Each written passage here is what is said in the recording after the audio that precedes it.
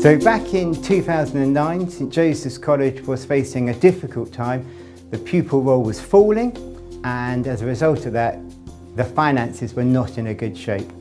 The governors of the school took a decision that something had to change if the school was to have a long-term future. So they decided to change the school from a girls' school to a school becoming co-educational, and also took a brave decision that the fees should be reduced by 17%. The success of that has been that the school has been able to turn around from a loss-making situation to actually producing a surplus, but also being able to start a capital expenditure programme and being able to invest in upgrading its facilities as well as building new facilities, including a new early years centre, new astro pitches and a new music centre which was opened last April. Since I joined in Year 7, St Joseph's has really evolved. The evolution has just been in all different aspects of the college life.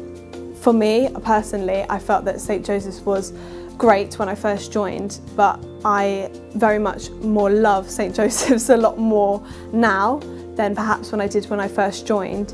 When Emily first started, we've seen the level of fee substantially reduced by sort of 17%. So when you think, well, yes, it's good that fees are being reduced, but what impact will that have upon the quality of the education? That was something that we were keen to see play out. I'm pleased to say that throughout the duration of her education, and we've seen the quality of the education substantially improve. We've seen the facilities at the school exponentially uplifted, seen the size of the school increase as well. I think it's doubled in size. The success of them, I suppose, has been that the school is now 555 pupils, nearly double what it was 6.5 years ago. And also the school is now 48% boys, 52% girls. So it's been a huge success. Another initiative that we introduced, which again went alongside our aim of wanting to make sure that we keep fees as affordable as possible, is that we have got rid of financial scholarships.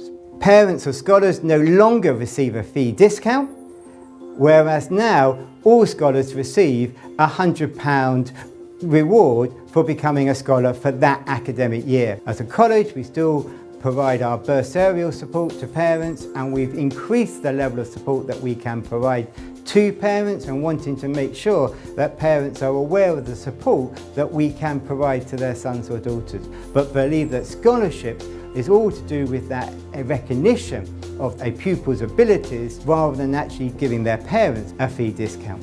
The end result of that has been a real increase in the desire of pupils to be scholars, and yet again the scholarship programme has developed enormously over the last few years since it was introduced, and the profile of scholars across the school in terms of the activities and the enrichment programme that we're able to provide to them has increased as well.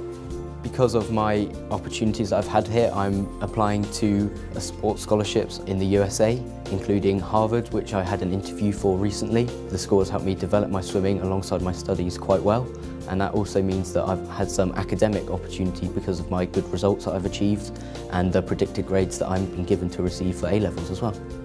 St Joseph's found itself top of the value-added table for schools in the Reading area, measuring the progress from GCSE to A-level, and therefore 53rd of all the schools in England.